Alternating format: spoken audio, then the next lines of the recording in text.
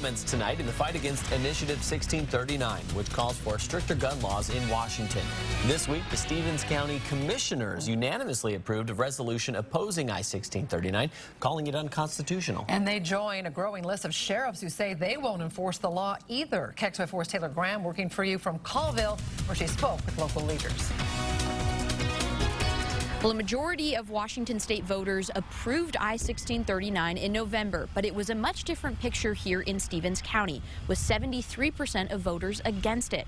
Tonight, Commissioner Steve Parker and Sheriff Brad Menke tell us they're standing with those voters. The list of law enforcement agencies who won't enforce Initiative 1639 just keeps growing. And tonight, you can add another group to this list, the Stevens County Commissioners, who call the initiative unconstitutional. It's the type of thing that we believe is dangerous and damaging to citizens. It calls for safe gun storage, tougher background checks on those buying semi-automatic rifles, and raising the age limit from 18 to 21 for buyers of those guns. We don't come out against everything that we don't agree with.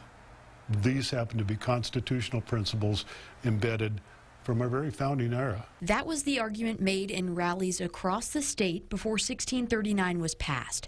And that's why Commissioner Steve Parker and his counterparts unanimously signed a resolution formally opposing I-1639 and any other similar bills that call for stricter gun laws. It's not meant to be an enforceable piece of action, more than an educational piece of action, and a statement of belief for the county. So while they focus on education, they're leaving enforcement to Sheriff Brad Menke, who's against the law, like most of the voters in Stevens County. That's what the majority of them believe, and we answer to the people. Menke says for the most part, he won't be enforcing the law.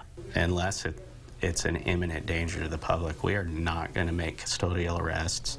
We are not going to issue citations. So now it's out of his hands. He'll leave that to the prosecutor's office. That doesn't mean that information won't be forwarded to the prosecutor where they can make a determination on whether to prosecute or not.